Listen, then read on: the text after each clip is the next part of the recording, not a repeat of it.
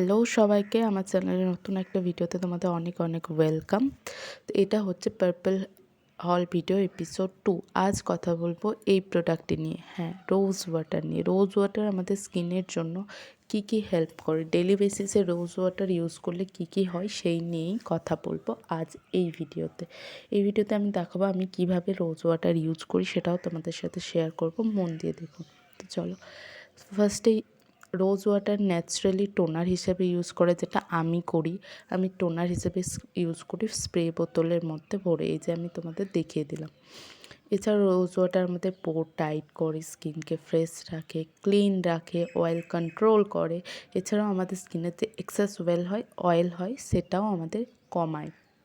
এছাড়াও অ্যাকনি হওয়া রিডিউস করে, আমাদের স্কিনকে ফ্রেশ রাখে, হাইড্রেট রাখে, ইনস্ট্যান্ট ফ্রেশনেস দেয়, ড্রাইনেস কমায়। তো রেগুলার বেসিসে রোজ ওয়াটার রেগুলারলি ইউজ করলে আর কি স্কিন হেলদি এবং গ্লো পায়। এছাড়াও যাদের সেনসিটিভ স্কিন আছে, যেরকম আমার স্কিনে দেখতেই পাচ্ছ একটু প্রবলেম আছে, আগে ছিল না, রিসেন্ট একটা এজে অবভিয়াসলি প্রত্যেকের একটা এজের মধ্যে হয়, তো এই রিসেন্ট আমার স্কিনের এই প্রবলেমগুলো একটু বেড়েছে, আগে আরও ছিল। তো এই সেনসিটিভ স্কিনের জন্য রোজ ওয়াটার যদি স্যুট করে যায় তো ভীষণ ভালো। তো তোমরা এবার কিভাবে ইউজ করবে রোজ ওয়াটার তোমরা আমার মতো স্প্রে বোতলে ভরে সেখানে ইউজ করতে পারো, স্প্রে করলে। এছাড়াও তোমরা বিভিন্ন ফেস প্যাকের মধ্যে মিশিয়েও রোজ ওয়াটার ইউজ করতে পারো।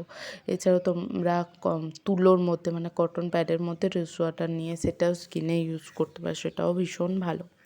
এছাড়াও গ্লিসারিনের সাথে যদি তোমরা রোজ ওয়াটার মিক্স করে লাগাও তো স্কিনে গ্লো পায়।